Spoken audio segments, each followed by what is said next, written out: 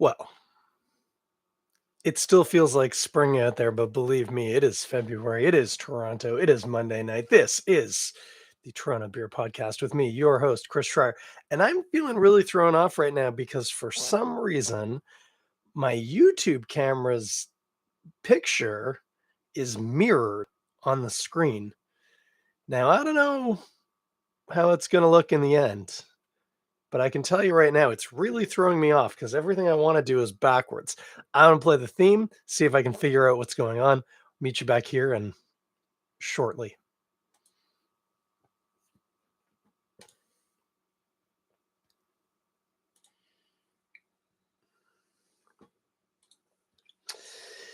Yeah, no idea why, but for some reason it's backwards. So that's great.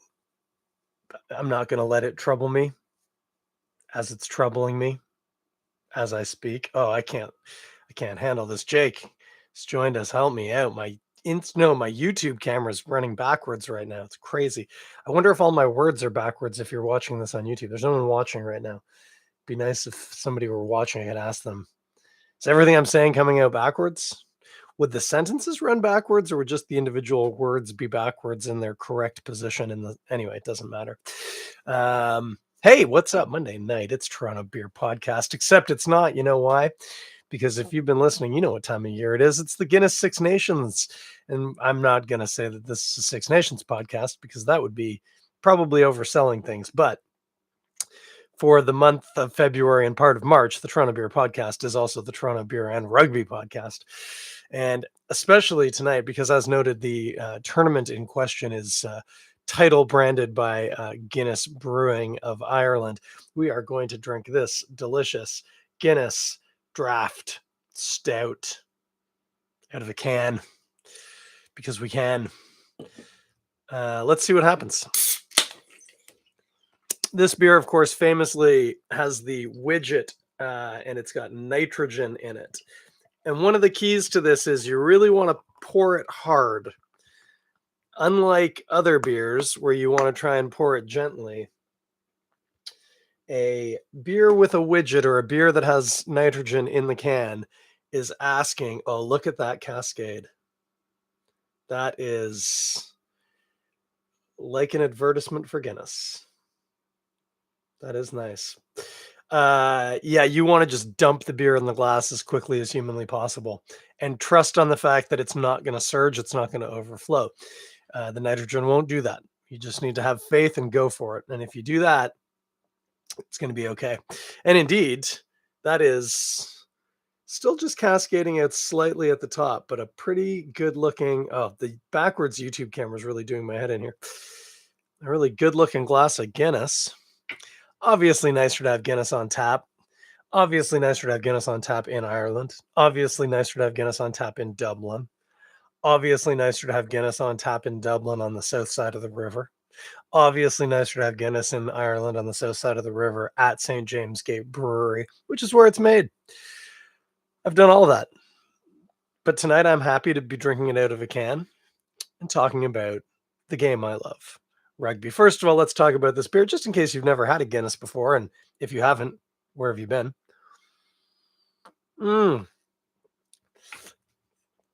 Oh, it's so good.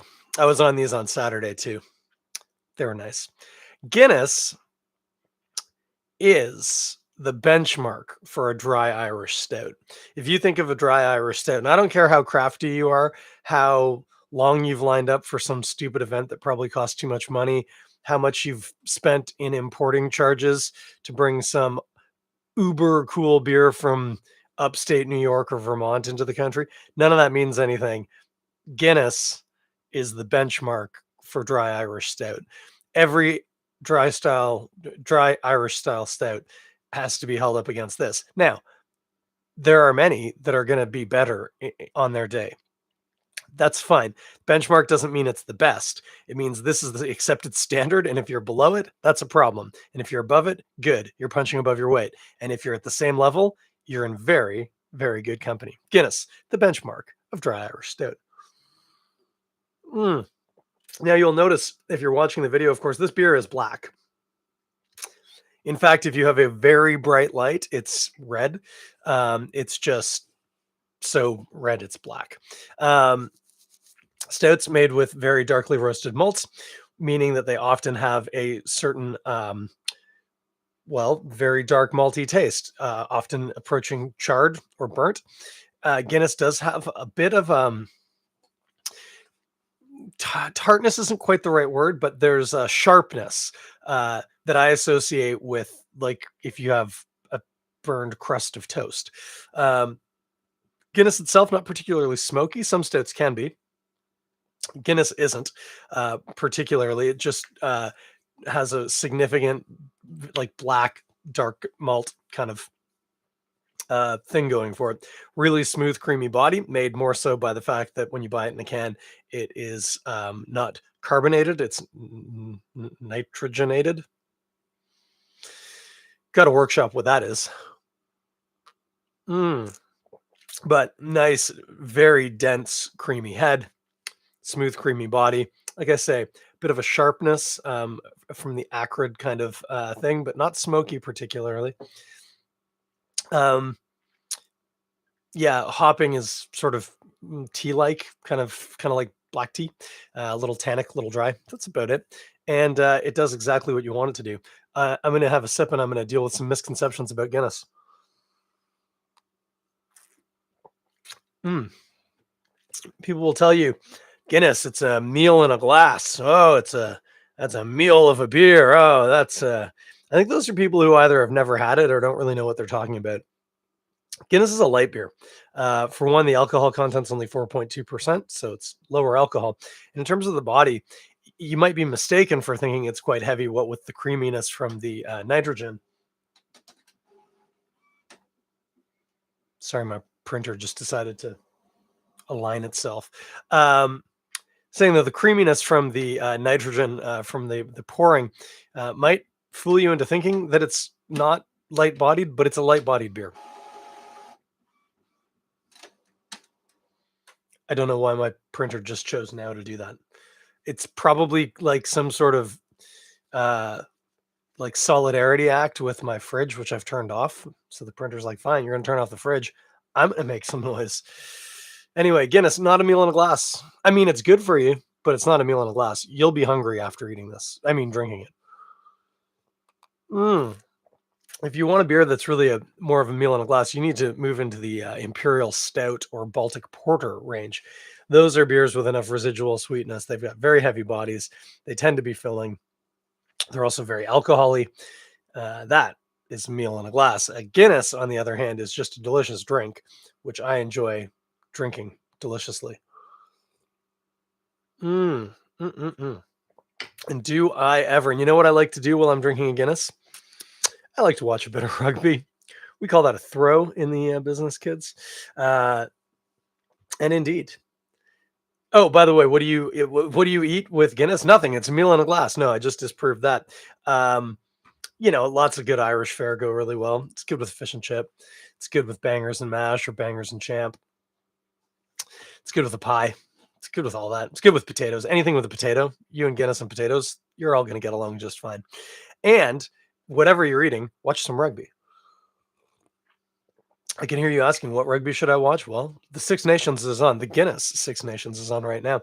And if you didn't tune in this past weekend, I'm not going to say you missed the best games of the tournament. I will say you missed the best games of the tournament so far, but it was also the first week. So you see where I'm going with this. But holy moly, what a weekend of rugby. I'm going to recap it. I'm going to make some predictions for this weekend coming up and then probably knock it in the head, but we'll see. We'll see. You never know. Once I get talking about rugby, it can go on and on. Mm. Oh, Guinness. Oh, by the way, where do you get Guinness? Everywhere. The beer store? Sure. The LCBO? Sure. Your grocery store? Sure. Almost any bar that has any semblance of British or Irishness? Sure. It's at all of them. It's in a black can. It says Guinness. There's a big harp on it. Hard to miss. It's harder to find places where you can't get Guinness than where you can get Guinness, at least in this here city. Don't know about where you're listening to or when. Again, all of a sudden I've started considering the fact that This could be sitting on a server somewhere 50 years from now, and I'm like dead, and somebody's listening to this. Maybe Guinness isn't available anymore. Maybe barley was a climate change victim and we lost it. And now we make beer with sorghum. Think about that.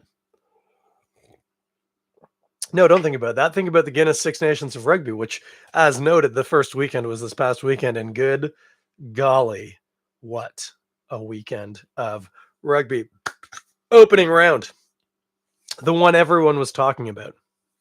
Friday afternoon, local time here in Toronto, evening in Marseille, Paris. Not Paris, frig, France. Oh, that was so dumb. Important to note, the game was not being played in Paris. It was being played in Marseille, which was, I don't know, apparently that factored into the psychology. I don't know. Anyway, all anyone could talk about was the fact that both Ireland and France had been eliminated in the World Cup sooner than they would have liked. Let's be fair, they both wanted to win it, but they were both eliminated in the quarterfinals. They didn't even make the semis, which in both counts was actually a bit surprising. The expectation was at least one of them would have made it through, and neither did, which that happens. They were definitely on the hard side of the draw. That said, everybody was saying France is going to want to get this back. They were embarrassed in their own backyard because, of course, the World Cup was in France this past fall. And this one, France is going to come in hard. The other thing everyone couldn't stop talking about was that Ireland's number 10, I talked about this last week, their career number 10, Johnny Sexton, possibly one of the most important names in Irish rugby ever, and certainly the most important name of the past, say, 10 years at least, had retired and was not playing in this tournament. As he should be. The guy's almost as old as I am. You should not be playing international rugby that old. It's a miracle his body still functioned. Anyway, but the flip to that was France's very, very talented scrum half, which is to say the best rugby player in the world, Antoine Dupont, also not playing in this tournament because he wants to play sevens for a little while. So he's left the national team. That was the big talking point. What's going to happen? Who's going to fare better without their touchstone player? It was Ireland, and it wasn't even close. I think they won 38-13, maybe something like that. They trounced them. They beat the hell out of them. They destroyed them. It was amazing. I'm in a pool. I was the only person who picked Ireland in my entire pool. Everyone else picked France. What's up with that? Anyway, I picked them and I got points because that's what happens when you pick the right team in a pool, I guess. It was insane. Ireland's new 10, I mean, young, definitely made some mistakes, wasn't super confident kicking from the tee, but played a fantastic game. And I think subbed out in like the 65th or 70th minute, like had a good run. It was good. And the other really big news was, I'm trying to remember his name, but they have a lock now who is this big, huge, meaty kid who smashes people for fun. And Long said Ireland, maybe one of their weaknesses was, one that factored in different ways, was the weight of their forwards, the size of their forwards. Their pack was never the biggest. Their scrum was always fine, but very rarely dominant. At least not against the people who you needed them to be. Totally dominant scrum against 80% of the countries out there. But when you bump into a team like South Africa or France, who have massive packs, Ireland's scrum was always a weak point. And beyond that, they didn't have players that instilled fear in the opponents. And I know that it's not the same as in hockey and back in the day when you used to have an enforcer who was willing to participate in some fisticuffing. So if your little speedy forward gets caught with his head down coming across the blue line and gets laid out, even though he should have had his head up, the enforcer would go in and would knock somebody around just to, try and rein that sort of behavior in. Rugby doesn't function exactly the same, but there is an awareness that if you, cheap shot or maybe are being a little more rough in the ruck than you ought to be with a smaller person, that there's a bigger person who is going to remember that and is going to find a way to do it back to you, that hopefully will not result in a penalty and will result in a not insignificant amount of discomfort for you. Ireland has historically lacked that sort of a character. This guy, he's the real deal. He's going to crack some heads, I think.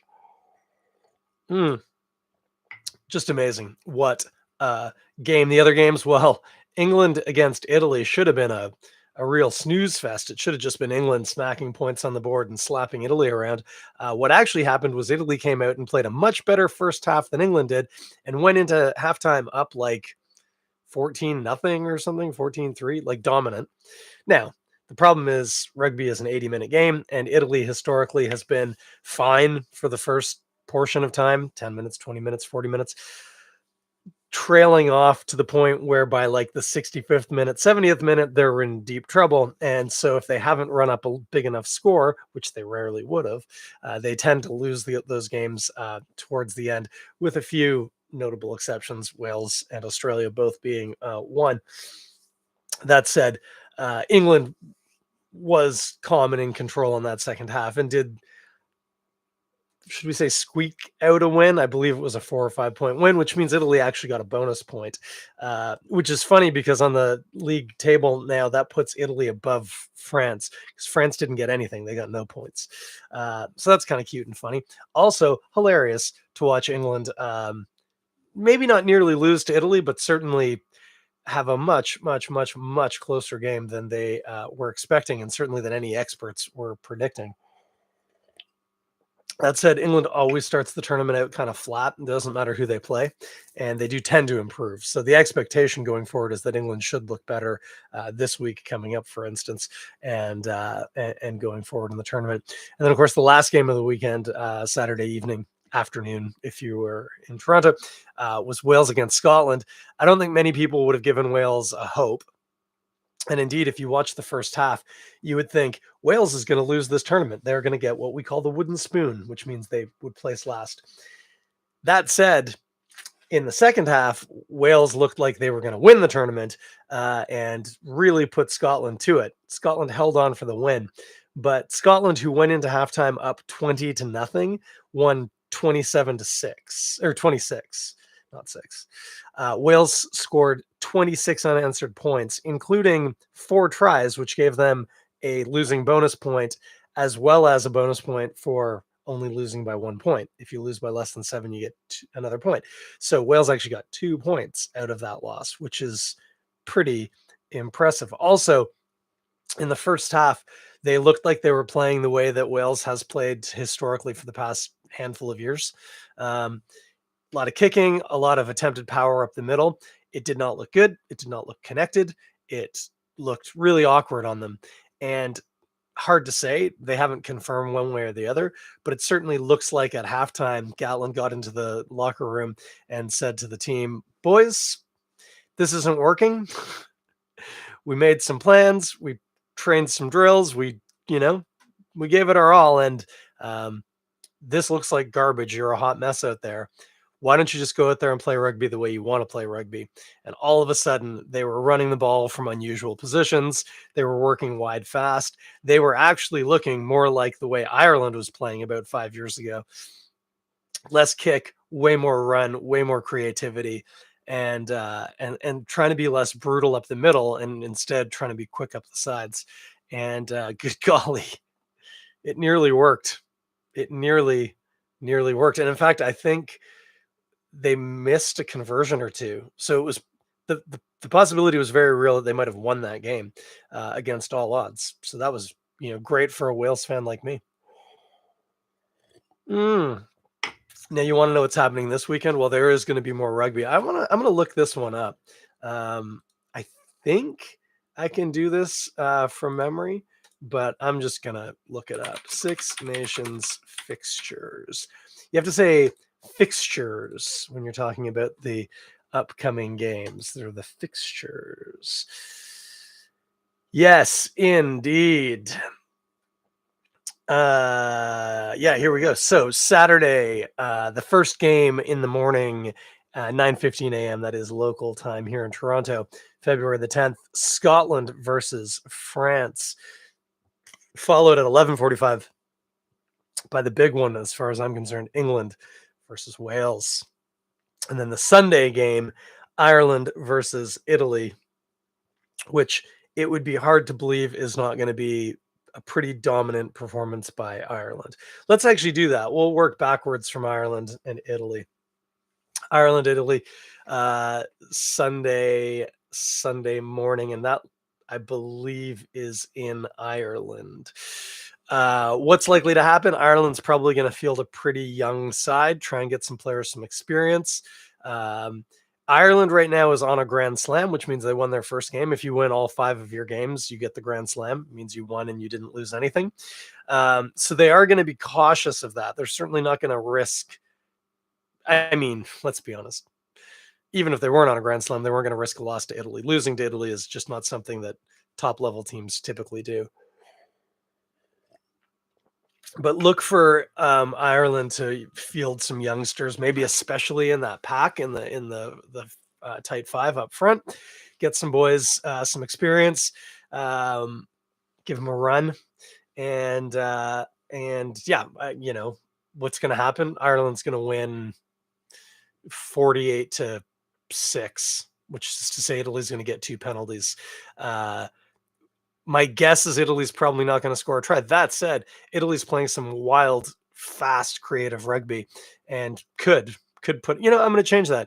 Italy's going to get 10 points. It's going to be 48-10.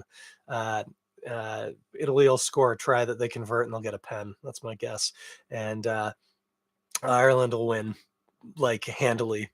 And in fact, I actually think they're probably going to be higher than that. I just don't like predicting a team putting 50 on another team because you never want that, because that means you don't get beer when you go out that night. If you lose by 50 points, not by, if you lose and the other team scored 50 points, you don't get to go out for beer unless you also got 50 points. Like if it was 51-53, then you're okay. That's the rules. I didn't make them. I just follow them. Mm, yeah. Okay. What did I say? The second? Oh, yeah. Oy. England, Wales, and that's at Twickenham. That's in England. Wales don't typically win at Twickenham, even in years when Wales are really good. I think the last 2 times Wales won in the Six Nations at Twickenham were in years when Wales subsequently then won the Grand Slam. So you're talking about like exceptional teams. Takes a lot to win at Twickenham. That said, Wales is like a brand new team. It's hard to know what they're going to get up to and what they're going to do. And if they keep playing the way they played in the second half against Scotland, that creativity could do things. They still have the classic Welsh defense. They just don't go away. You keep running into them, they keep tackling you. You keep running into them, they just get up and do it again. They're really, really tough. It's apparently really annoying to play against them because you're always trying to find a hole in the defense and there just never is one. They just keep getting up and doing it. So, and there's nobody that Wales likes to beat more than England. Like, if you gave Wales the choice of beating England to win a Six Nations or beating New Zealand to win a World Cup, they would take England for the Six Nations every day of the week. They wouldn't even think about it. They might even laugh, be like, beating New Zealand for a World Cup, who cares? We want to beat England for the Six Nations. That's how much they care about beating England. So you have to factor that in. I want to be clear, this is not what I'm going to pick for my pool, but the rational part of my brain that doesn't have to think about the value of the bet and the fact that no one else is going to pick Wales would say England's probably going to win this. Wales might get a bonus point, like a losing bonus point. So let's say England wins like 20 points to 14 or something like that. That's probably what's going to happen. But I mean, I would love it to go the other way. I would love Wales to blow them out. But nothing, yeah, I said nothing makes Wales happier than beating England. Nothing makes me happier in the rugby world than Wales beating England. So, a guy can hope. A guy can hope. For the record, for my pool, what will I probably pick? I'll probably pick Wales by like 4. Probably say 16-12 or something like that. That seems like a reasonable guess. That's my guess anyway. Lastly, Scotland versus France in Edinburgh, in Scotland. I think it's in Edinburgh. It's in Scotland anyway, and they almost always play those games in Edinburgh. I mean, France is a world-class team full of world-class players who just happen to be missing their very worldly classiest, but everyone else is there. There's going to be some changing in the pack because Williamens is going to be out because he'll be cited. He picked up a red card for two, not identical, but I mean, the outcome was basically identical yellow cards. Um, and in fact, the second yellow card was upgraded in of itself to a red card, which is why he's going to get sanctioned. If it was just two yellow cards for a red, they can choose to sanction you, but it's not a foregone conclusion. But once you have a red, it's going to go to a committee and you are going to get suspended for some number of games. I don't know what his history is like. If he has a history of cards, it could be long. Like that might be his tournament done. More likely, I'm guessing he doesn't have a history. In which case, probably what they'll do is he will plead guilty because they treat it like a trial. He will plead guilt, which automatically, so like then it's like the low entry for that is I think 4 weeks, and then they knock a week off because you admitted your guilt and you were polite and wore a tie and stuff to the hearing, and then you can opt to do a tackle program for like it's like a remedial tackle school. One of your coaches, typically your defense coach on your team, will be told to run you through this curriculum. And if you do that, they'll knock another week off. So, like 2 weeks. So, anyway, the long and short of it is, unless they review it and decide that it wasn't, in fact, a red and he can play on, he's not going to be there. And that's going to mean a change in their pack. That said, based on the way they played, maybe a bit of a change wouldn't be such a bad thing because they really looked like garbage. And a bunch of their players who should have played a lot better than they did not. They didn't show up. So sometimes you need to ruffle a few feathers to get people to get out of their own heads and start playing some rugby. Scotland, on the other hand, their discipline in the second half. So I was saying in the Scotland-Wales game, Wales were horrible in the first half, amazing in the second half. Part of that was that Scotland, I mean, on the one hand, they took their foot off the gas a little. They were so far up, 27-0, in the 45th minute or 47th minute. But with that, their discipline fell apart. I think they took something like 14 penalties in the second half. If you're over 10 in the game, you're in trouble. And so to do that in a half, it's no wonder they nearly blew that lead. So which half performance is going to be more representative of what Scotland's going to turn up with? It's a good question.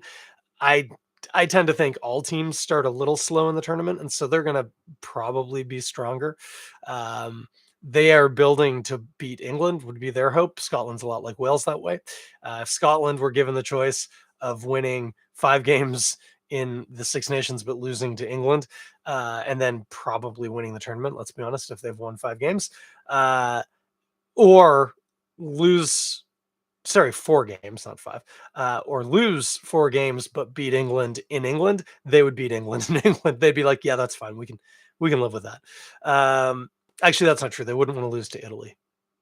Anyway, you get the point. They really want to beat them.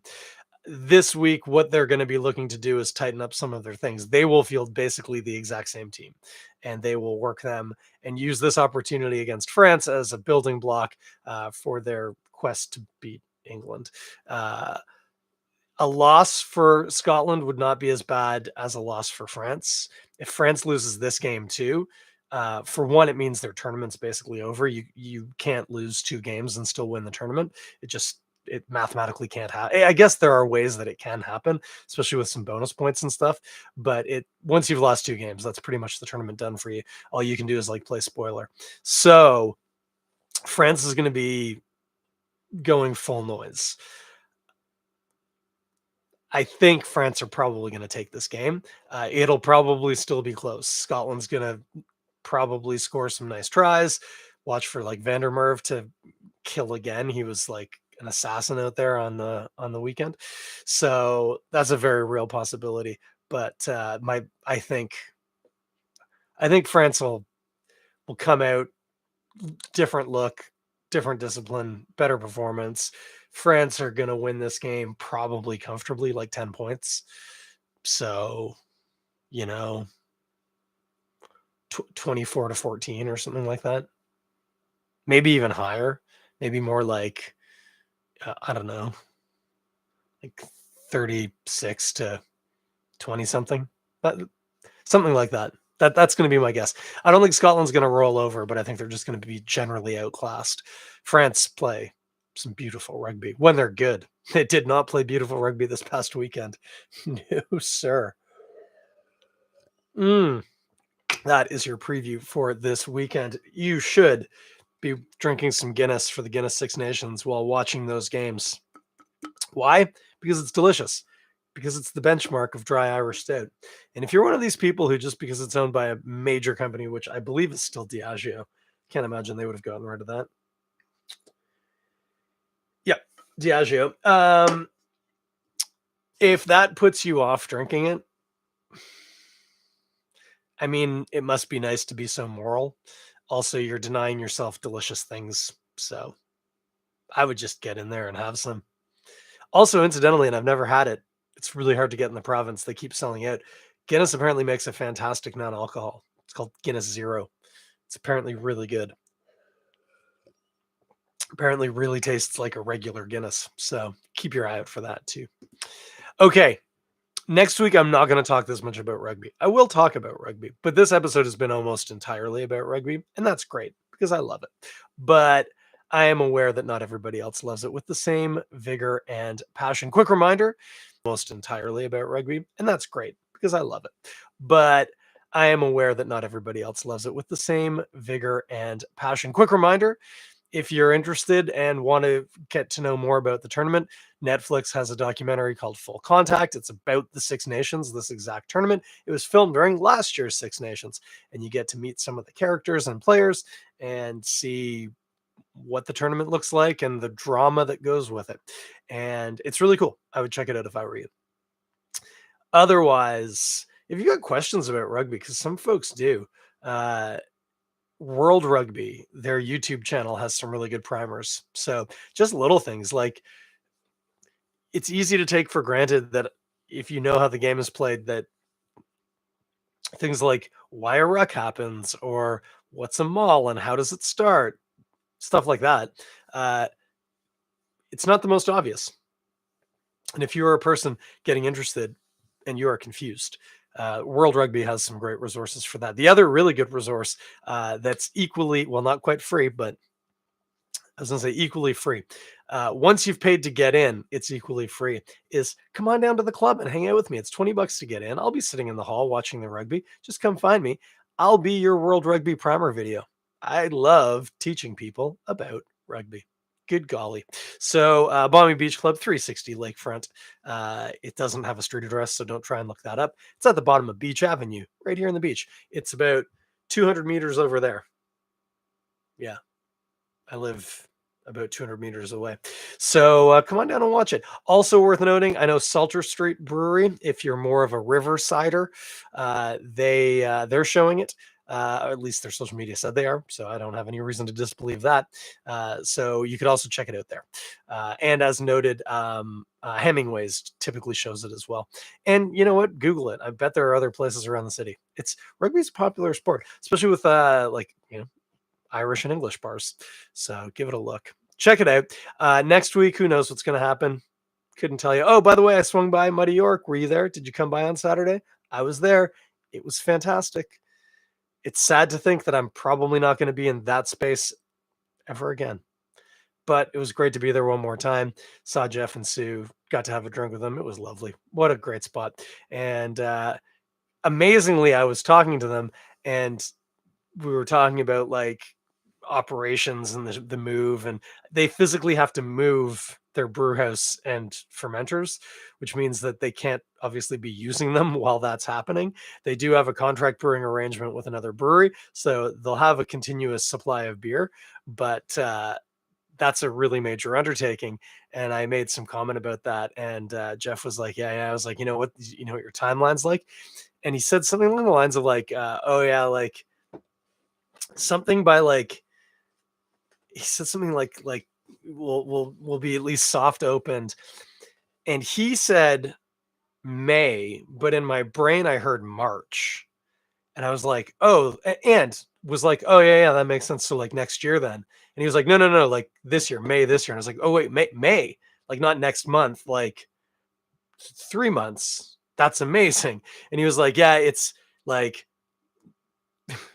we might not actually be operational from a brewing perspective, but we should be in the space and settled enough to be able to open it up and work out of there." And I said, "That's fantastic." So a trip to Stouffville come May is probably in my future, and it should be in yours too. The space in East York is open until the 17th, so you got 12 days if you want to go by and see them off. Pick up some cans of beer. Man, they've got a Dunkelweizen called Prost. I had a couple of cans of beer from them, but like that I brought home. But I brought home two of those, and it's like amazing. If you love your German styles, holy moly, it's good. So yeah, swing by them. It was great to see them. Again, a little sad, but that's life. Things change. People move. They're not moving so far we don't get to follow them. So that's nice to hear. And we're drinking Guinness tonight because it is the Guinness Six Nations of Rugby. My YouTube camera is still backwards and it's still really messing with my head. That is the show for tonight. Check out my buddy Rob Currie and the Currie Brothers. Buy this record. Link is in the description. It's called Link Ray Gun. So I get to say Link over and over and over again. It's like I'm playing a game of Zelda. Rob, tell us all about it.